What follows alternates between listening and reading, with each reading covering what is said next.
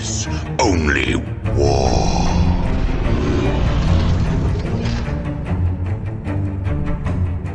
What is up, gents? 40k Dirtbags here. We got a battle report for you today. We are doing new Custodes. Our boy Jack at his battle bunker versus Grey Boys. So Grey Knights, Silver Tide is hitting the table. We're playing the new Custodes. We did do this ahead of time on Patreon. We were talking about the matchup, the meta, all this stuff. So if you guys are new to the channel, appreciate clicking on the video. We're almost to 10,000 subscribers.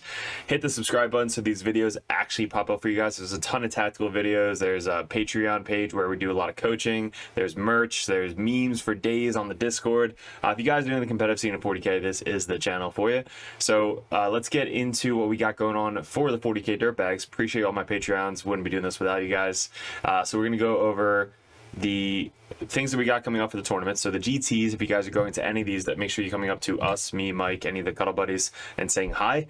We got Lone Star Open in July. We actually have ACO in June, Atlantic City Open. We have Nova in August. We have Las Vegas Open if you guys fly out to there. And then a bunch of local GTs in the Northeast Pennsylvania area. So that's what's coming up 40k Dirtbags GT wise. For the merch, we got the new widgets, which are used in every single game that we play. They're the orange and green widgets. They're 6-inch, 2-inch, 3-inch, 4-inch, 1-inch. They pop out the little widgets. They're super good. They're clutch. If you guys are interested in that, head over to the Discord page. Dice, Dirtbag Dice, last edition dice, so we won't be buying these types of dice again. So if you want them before they're gone, make sure you're messaging me. We got proxies for Custodes Assassin, Codiez, the Lieutenant with Combi Weapon, and Lieutenant in Phobos Armor Librarian, plus all the stickers. So if you guys are interested in any of that, definitely head over to Discord. But with this video, guys, this is the first time we're doing the new Custodes on the channel. I'm actually running this for the Patreons, I believe, on Friday. So we're going to be playing a kind of weird list with the new Custodes, kind of testing them out, putting them on the table. I'm going to be running them against Deathwatch, Jack, the same guy that we're playing today. So that's going to be coming up on Friday. If you guys want these videos ahead of time, that's what Patreon is for. So let's get into the video. We're going to go over the lists first, and then we're going to go over turn by turn, picture by picture, what we did good, what we could have done better, and how to get better at 40k. All right, new Custodes. What do we got going on, Jack? We got a Blade Champion, Shield Captain in Terminator armor. He has the Panoptic. I can't say. He's got ignores cover on all range weapons with him and his unit. He's going to be in a squad of 6 Alaris Terminators with spears. 2 squad of Custodial Guard, 1 with the Vexilla. Drax will be with the 1 with the Vexilla. The Blade Champion will be the other squad inside of the Land Raider. Squad of Venatari Custodes, and then an additional 2 Alaris Terminators. And then we have a squad of Inquisitorial Henchmen and 2 squads of 4 Witch Seekers. And the Custodes Assassin. Of course.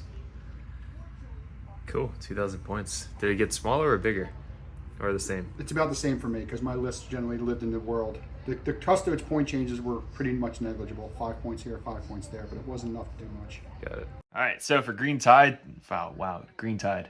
Silver Tide, just upset a lot of fanboys right there. So we got Crow leading off with 10 Purifiers, 4 Incinerators. We have a Brotherhood Champion leading off with 10 Strikes with 2 Side Cannons. We have 3 Strike Squads, all with a Side Cannon in each.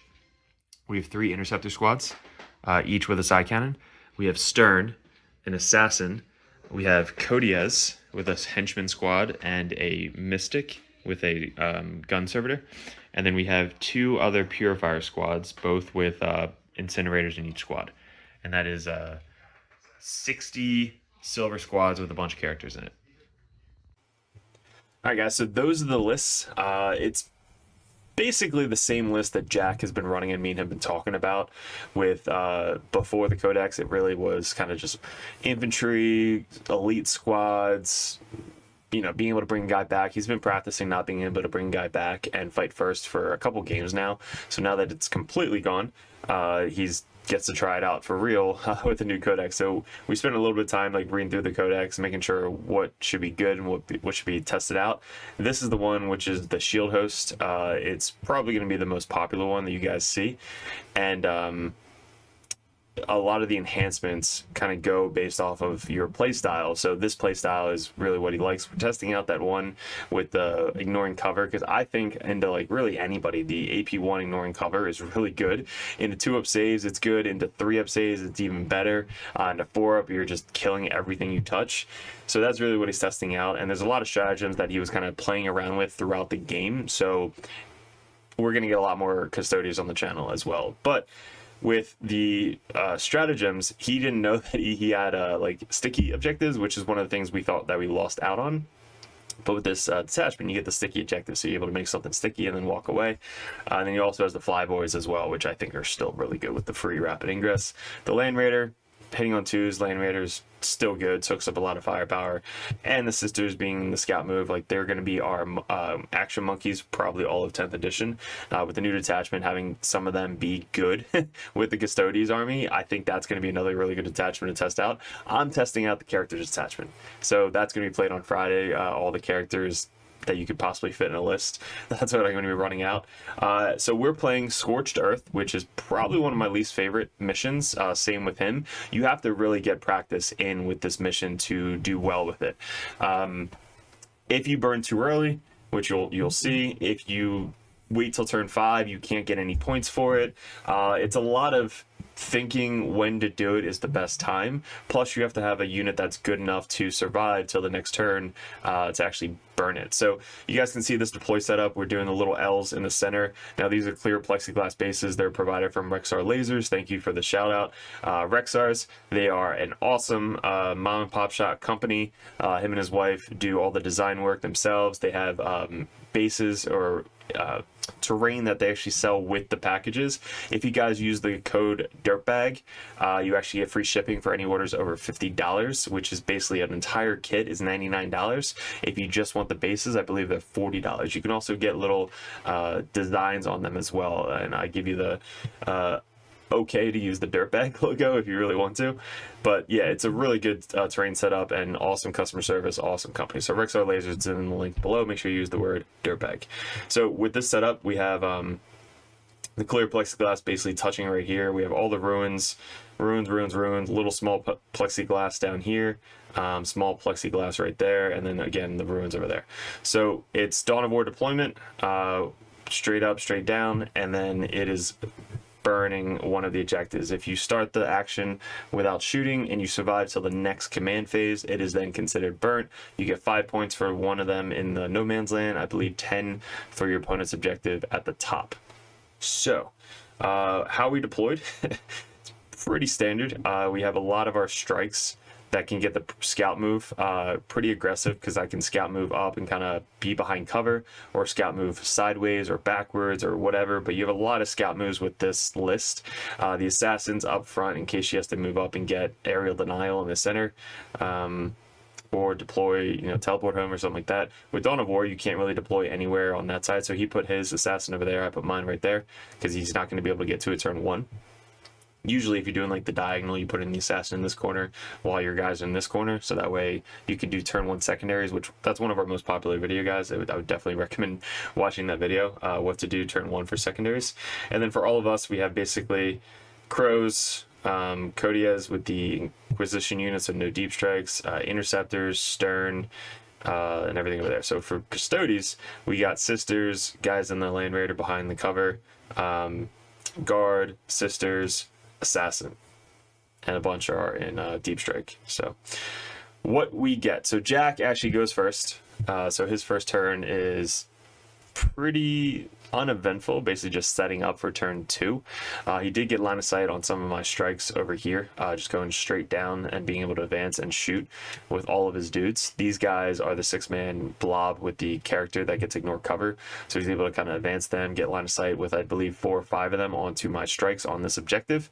There's no character in it, so he doesn't get to full rerolls to wound, but still 2 damage, 1 damage, AP 1, ignoring cover. Like, I do lose a couple of my Grey Knights turn 1 on the objective. So for him, he gets Bring It Down and Investigate Signal. So Bring It Down, I don't have any vehicles in this list, so he's not able to get Bring It Down. Investigate, he investigates with his assassin top there, and then the sisters back here. So all the way in the corner, he gets 4 points turn 1. Basically sets up a pretty good turn 2, moving the Land Raider out, moving these guys up, and the bully stick in the center with these freaking Terminators. So that was super easy turn 1. Our turn 1, we scout move basically everybody up. So these guys scooted up there to be behind the cover. These guys tried to scoot up behind here, wasn't completely behind the cover, and then these guys scoot up over there behind the cover. For our turn 1, we brought up a bunch of dudes. In Teleport Assault, the Assassin usually always goes up in Teleport Assault as well, so it's basically 4 units that you're able to get off the board and then come back down on turn 1.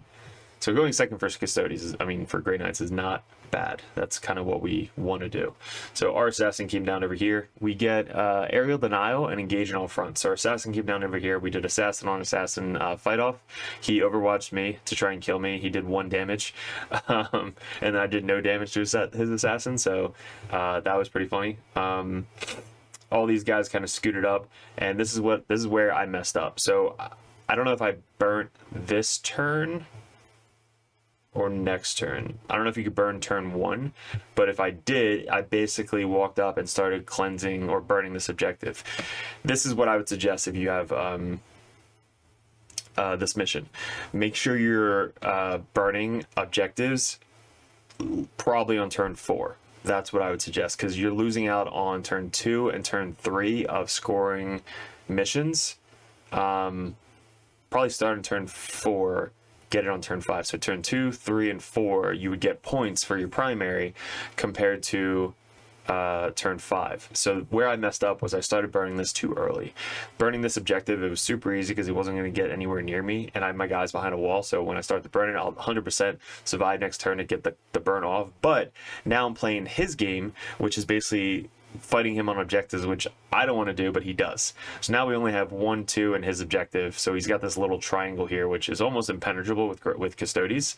So what I should have done was literally just camp there their whole game, get me 1, fight over another one over here. That would have been 2.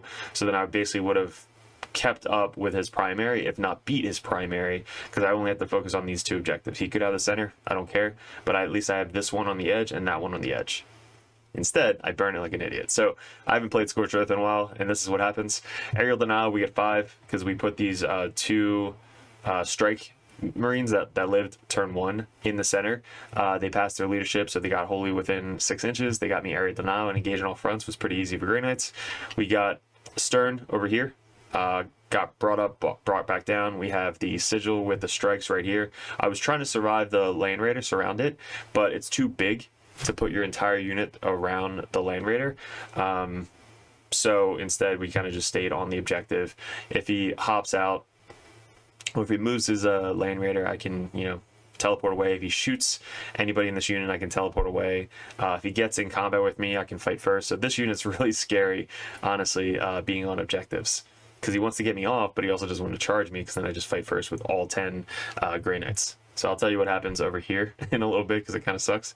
And then we have these guys spread out blocking deep strike. So we blocked basically everything from Stern, like this entire area of the board is blocked. All he can really come in is behind his Assassin up here and right here. So this is the only little V that he can come in via deep strike or rapid ingress next turn, which Grey Knights are really good at blocking out the board, just because you can spread your guys out and come down anywhere on the table. So that was my turn 1. Pretty good start. 10 points turn 1. His turn 2, he gets 5 points for primary because he controls this point back here, and he pulls no prisoners and overwhelming force. So he has to try and kill me off objectives, which is going to be really hard to kill this unit, and really hard to kill this unit on the objective. I do have a unit back here, but I don't think he can get anywhere near it, because again, he still has his guys all the way back here and some dudes to come back in. So let's get into the next turn. He gets his guys, it keeps the guys in the Land Raider. Land Raider moves up. I spend 1 CP to basically back up in here. Yeah, so I think I back up. No, so we didn't back these guys up. We backed up Crow's unit. So for his turn, he gets no prisoners, so he's trying to kill full units, and then he tries to get overwhelming force by killing models on objectives. So he actually is able to kill this unit right here of interceptors. So this unit right here that was right there trying to block out the backfield, he moves up his Land Raider to get line of sight. No, these guys move up. So these guys scooch up to get line of sight to the interceptors, and they basically put a bunch of shots into the interceptors as well as some of these strikes over here.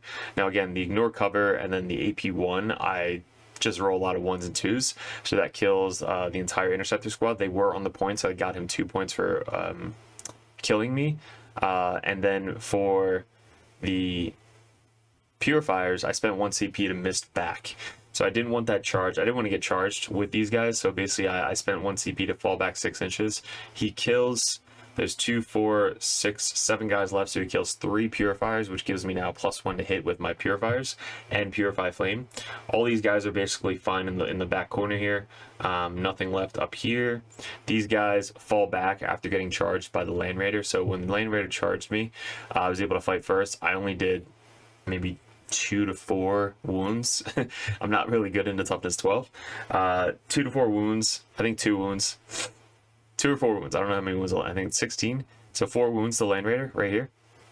And then on my turn, I fell back just so I don't have to stay in combat with the Land Raider. And again, they still have sigil. So if he shoots me, I can teleport away. If he gets near me, I can teleport away. So these guys are still chilling down there. So on our turn, we get 10 because we controlled this one still, and this one. And this one. So this is the one that was burnt. Yeah, so this is what happened. This got burnt. So I didn't get points for that. It might be a max 10. So points there, burnt that, so that's gone. So me just kind of wasting that turn 1 was really bad. Our turn 2, guys, we get defend stronghold and storm hostile objective. So I already control this objective, control these 2, so I have to try and either control this center one or try and take over this one, which they have like 3, 6, 9, 12, 15 obsec on this point. Not good. So we're going to try and see how much damage we can do to these Terminators. So our turn 2, we literally just put an entire army lining up to just look at these Terminators right here. So we scooch up Crow and squad. We deep strike our purifiers here, assassin here, interceptors hop up, strikes back up and get line of sight again onto these guys. The other interceptor squad came down over here. These guys stayed back here to block out the backfield, and then we're basically blocking out the whole backfield back here. Now these guys again are still on the objective, just waiting there, trying to keep that objective as long as possible.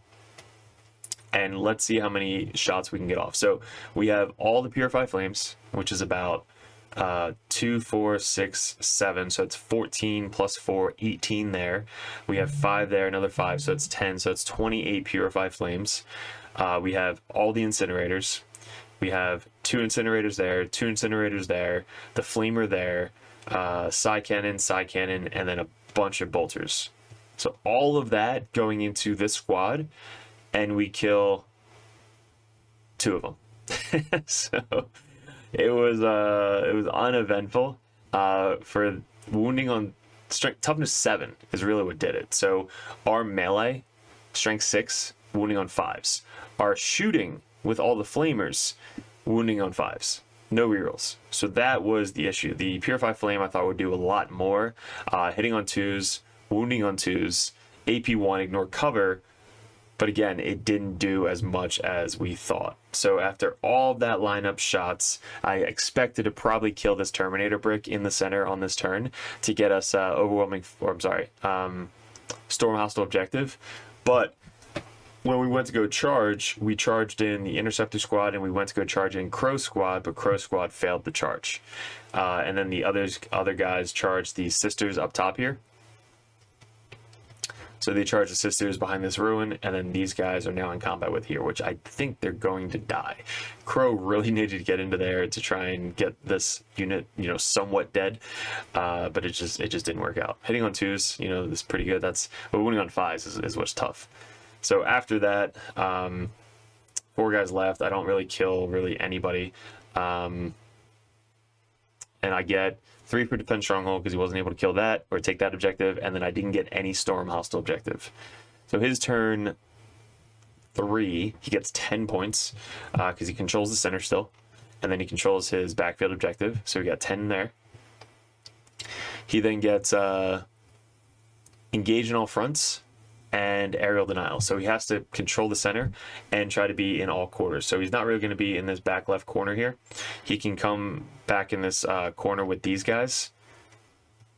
He's got this corner over here and this corner over here. So with the Flappy Birds, they can come down over here. These guys, this thing is over there. These guys over there. Yeah. So this turn right here, going into this turn, this is his turn 3. So he's able to clear off this objective after I charged him. So he basically controls this at the start of his turn. At the end of this turn, these guys scooch up, stay wholly within 6 in case he fails his charge. The assassin comes down over here to get wholly within 6, so that way he can get aerial denial as well. So these guys could leave it if he needs to. These guys move up to try and get the charge off on these guys to clear them off. He makes this sticky for 1 CP. That's what I was talking about, being able to still make an objective sticky. These guys scooch up now to get out of combat. Now, when you disembark out of combat, it doesn't proc Mist of Deimos. So I'm trying to gate him. Yeah, I'm trying to gate him to shoot or charge me on this objective. So if he shoots me, I'm able to clear it away, keep this sticky. If he charges me, I'm able to fight first and try and, kill a bunch of these guys. So when I do that, I basically missed instead, and then I rapid ingress down here. Now, what I forgot about when I rapid ingress down over here was like, all right, I'm going to steal his home field objective. Like, that's going to be super easy next turn. What I forgot about was I left this objective wide open for him to come down with his Terminators, which again, I forgot we're in Deep Strike. So he comes down and just steals his objective. So I was like, oh yeah, I got it. So when these guys got out, they were able to come down here and make that charge on my strikes down here. So they got out of the objective, or the Land Raider. This was about a 8 or 9 inch charge onto these guys. So he makes that charge, consolidates, gets a bunch of them to tackle my strikes down here, which then kills the strikes. These guys wind up back here, which the Land Raider fucking makes the charge backwards. So I stay 9 inches away. He makes a 9 inch charge.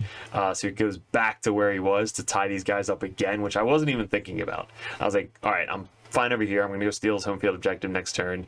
He's like, oh, I'm going to charge him. I'm like, God dang it. Why didn't I think about that? So I should have stayed like 10 or 11 inches away behind cover. So that way I can move up, clear his home field objective, try and get the primary, trying to get capture enemy outpost, all that fun stuff. But instead, I'm in combat with a toughness 12 Land Raider for the 3rd time in this game. So that was brutal. Flappy Boys come down here. When he scooches up on his turn, I rapid ingress these guys away, or Mist of Deimos these guys away. So now he's off the objective, and he only has cultists on this objective to try and defend it. So my goal is to try and kill the cultists and get back onto the objective to try and steal it. Down here, what's going on is Crow came down here, Assassins on the 2nd floor. These guys are trying to move, block, and kill more Terminators. I have freaking, these guys on this, like, this is not going good. He's basically just slowly marching across the table, chewing down the Grey Knights every chance he can. So for his turn, pretty good turn 3. He gets 3 for engagement off fronts and 5 for aerial denial. Our turn 3, we get 10 for primary, because again, we held that one and our home field objective. We get assassination and overwhelming force. So we have to try and kill his characters, which are either Draxus, the champion here, or the assassin. So I think we go after the assassin this turn. So when we move up, we put all the flamers from the Purify Flame into the assassin. Auto wound on 2s, anti-infantry 2+. So we kill the assassin pretty easily. That got us 5 points for assassinate. We scooch up everything and we make the charge with 2 units onto the last 2 Terminators. So we wind him down to 1 Terminator and the character. Crow and his guys are kind of back here just making some pot shots onto the Terminators. We had the assassin shoot down as well. The interceptors came down here. They shot and then scooted over 6 inches to get onto the objective, to try and steal the objective. And these guys again are still stuck in combat with the Land Raider. Stern came down in this back corner there. These guys obviously killed his strikes, and there's still two Terminators on the back objective. His turn 4, he gets 10 for primary again. And then a tempting target and secure no man's land. So there's no objective over there. So the only tempting target is either the one that he's already on or the center objective. So I guess I picked the center objective. So that way he automatically gets 5 points. And then secure no man's land, guess what? He already has both of the freaking objectives in the center board. So he controls both those. Flappy Boys hop over, and again, I missed the demos of these guys out of the way, so now they're off the objective. I only have one guy to contend with to try and kill, because it's not sticky anymore. So if I can kill that one cultist member, I'll be able to have him lose out on 5 points, basically. So what I probably should have done was, this has 3 wounds left. These guys should have fell back, spent 1 CP to grenade. Probably grenade these guys, or wait to see if I have to grenade this guy or grenade the tank. But if I can grenade the tank, I'd blow up the tank. Don't have to worry about the freaking Land Raider anymore. But these guys tying up the entire game was not good. Stern puts 2 shots in the cultist. Cultist lives because he got 2 wounds. These guys scooch up. These guys stay in combat. These guys advance to get onto Crow's squad down here. And I'm hoping I can survive the shots from Crow Squad, but Crow Squad just gets obliterated. There's all Crow is left. So Crow's the only one surviving after all the shots from these guys and the entire squad over here, full rerolls to wound. So no cover, just getting blown up. Not looking good for Crow. Crow then gets charged. He spends his once per game advance and charge with his Blade Champion, and he kills Crow and gets back on my home field objective. So now I don't have my home field objective. I don't have this objective because it's burnt. I don't have this objective, and not looking good. So our turn 4, we get 0 for primary. Like I said, not a good turn 4. We have secure no man's land, not going to get. Bring it down. We have a Land Raider with 3 wounds left. Let's see if we can get bring it down. Which we do, by the way. So we finally kill the Land Raider. It has 1 wound. So in combat, I think we kill it by just barely killing it. All he has left are these guys on my home field. A Terminator unit, 2 men, like the character in the Solo Terminator. The Guard with Draxus. The 2 Aloris Terminators over there. And the Flappy Birds. So my turn, I get bring it down for 5. And secure no man's land for 0. His turn 5, guys, last turn, he gets 10 for Scorched Earth. Now, he's not able to burn this because it's turn 5, so he can't burn it on turn 5. What I'd said for him is he should have advanced up right here, burnt it on turn 4. I would have only had Stern, or Crow, sorry, alive. So Crow's not going to kill that unit, so the unit's probably going to survive. And then he would have got 10 points for primary if he would have burnt my home field objective and not charge Crow, because Crow's not really going to do anything to these 2 units by himself. Yeah, so he could have definitely burnt one of these at the end. So he gets cleanse and behind enemy lines. So he's able to cleanse my home field objective because you can be outside your deployment zone to cleanse.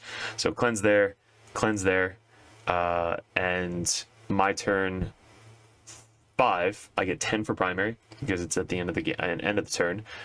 We got deploy teleport homers and behind enemy lines. So deploy teleport homer, we get our assassin and strikes. So they're deploying and getting behind enemy lines. That gets us 5, and then another 5. So we have 10 for that. And then for the final match, we get 10 points, 5 for burning one of the things, and I believe another 5 for just controlling this backfield objective. So that's the most we could possibly get. So final score, guys. Let's bring this over. We got 76 Grey Knights, 79 Custodians. So for his primary, he gets 35 out of 50, and then 34 out of 40 for secondary. If he would have cleansed or burnt that home field objective last turn, he would have had 45 out of 50. And then for us, we had 30 out of 50, which we started off pretty strong. Again, I shouldn't have burnt the objective on turn 1 or 2, because in that situation, I would have got an extra, 5 to 10 points easily, which would have brought us up to 40 out of 50 for primary, which would have really won us the game if I would have just held off one more turn. And then for secondaries, we got 36 out of 40. So even on the back foot, guys, not having a lot of units left, Grey Knights still score secondaries like the best army in the game, honestly. So it really just came down to the primary, knowing the mission, practicing the mission, knowing when to cleanse or burn and when not to burn. So my suggestion is, if you need to burn it and you're just leaving or moving your entire army across the table into another board, like World Eaters or Space Wolves or Drakari or something like that, then yeah, you could probably burn early. Grey Knights, we don't want to get into combat that often, especially all regular Marines going into Custodes. We don't really want to get into combat, so I'd probably hold off burning until turn 3 or turn 4. Turn 4 most likely. And if I can steal the home field objective, coming within 3 inches and then trying to burn, he has to basically kill my entire squad before it gets burnt next turn. So that would have been really the one change that I had for the unit or the army. This isn't super meta, guys. It's literally 60 Marines, 65 Grey Knight Marines. This is just a fun list to try out. It was a super fun match against Jack. He played it really, really well. And at the end of the game, he literally just had to sit on 2 objectives, do 2 secondaries, and then clock turn. Like, that's all he had to do on turn 5. While our turn 5, we had to think about what the hell are we going to try and do to come back, and we couldn't get enough points to get a tie of 79-79, or at least just 1 extra point to win. So that was the big mistake, is not holding an objective on turn 4 and burning too early, because one of those things would have changed, having 1 extra turn or 5-point round. That would have won us the game, but if not, we learned our lesson. So hopefully you guys enjoying the battle report. Custodes, I think, are still, again, they're not as powerful, but when you're playing them, it's still the same kind of army. Like, you're still moving, shooting, advancing, shooting, still hit hard in combat. You basically hit harder now with the amount of lethals and crit on 5s. Like, you're hitting harder now. You're just not as defensive or survivable as before. So hopefully maybe a points decrease coming up in the near future, that might balance them a little bit better. But I think if you guys do play Custodes, definitely is a great time to practice all the different detachments, figure out your play style, figure out which one's going to be the best for you. I'm excited to put them on the table and kind of see what we can do and test around with them. I want to try bikes, see if bikes actually are anything in the meta right now. Maybe the bike lords again, the jet bike captains, being able to give himself a 4-up Feel No Pain, being able to move, shoot, move, lance on the charge. Like, there's a bunch of stuff you can try out with the bike captain, mainly for secondaries. I think that list is going to be super fun, so we're going to test that out on Friday. If you guys have Patreon, it's going to be up on Patreons first. So guys, I appreciate it. Leave in the comments below what you liked, didn't like, how we can improve on the channel. If you guys want to get in the competitive scene, that's the competitive Dirtbag Nation. Head over to Patreon. And if you guys are interested in the widgets, the stickers, dice, any of those stuff, and the terrain is Rexar lasers in the description below. So guys, appreciate it, good luck, and we'll see you in another video soon.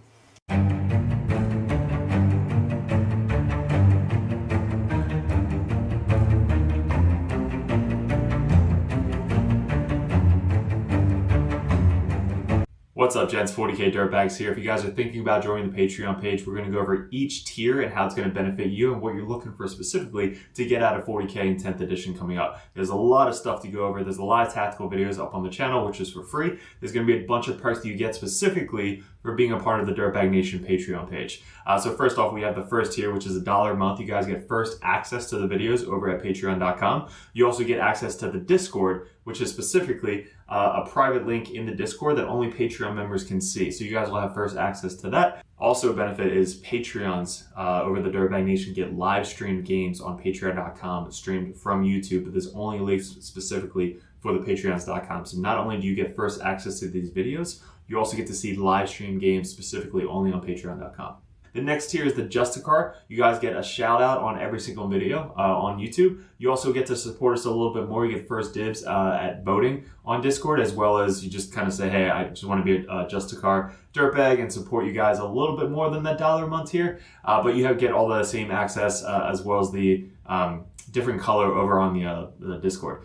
So the third tier is the competitive dirtbag. This tier, you get a lot more one-on-one coaching. This is a lot of the dirtbags over on the Dirtbag Nation. They are able to send out messages one-on-one, go over list ideas, tactics, anything you guys want to talk about. When I was getting into 40k, or really any game in general, I always wanted to message the top players in the meta and just ask them questions. This $10 a month tier gets you that opportunity to message us one-on-one on Discord, so that way we can actually coach you, give you our insights, suggestions, and that's going to get you better at the 40k 10th edition as a whole. So that tier alone, just $10 a month to have one-on-one coaching, one-on-one messages anytime throughout the month, that's going to be a perfect tier for you guys. Even if you're brand new to the game, we go over 1,000 point list, 1,500 point list, 2,000 point brand new starting list, team list, anything you guys need. That's what the competitive dirtbag tier is for. Also, you get a little bit red number name tag on Discord, so people know that you're really serious about getting into the competitive scene. The Grandmaster Dirtbags. This is the all-in-all $25 a month tier. You get one-on-one coaching, everything we said prior to this, but you guys get to see me, Mike, any of the other dirtbags play your specific list that you want to see tested out live on one of our battle reports. You guys get to mention, suggest videos you guys want to see coming up on patreon.com. So you guys get the above first tier benefit of everything that we do over at Dirtbag Nation.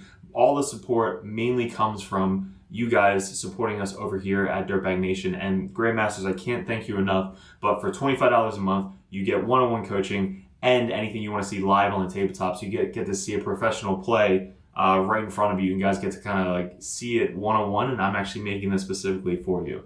There's also TTS events that you guys can suggest. If you guys want to do a first 1 or 2 turn run through on TTS, we can actually log in and coach you one-on-one with that. If you guys see us at any GTs, you guys get special benefits, free dice, stuff like that. Anytime you purchase a merch thing on Discord, you guys get a free limited edition dirtbag dice sent to you with every single purchase on top of that.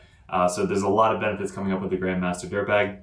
Because I can't thank you enough for supporting us.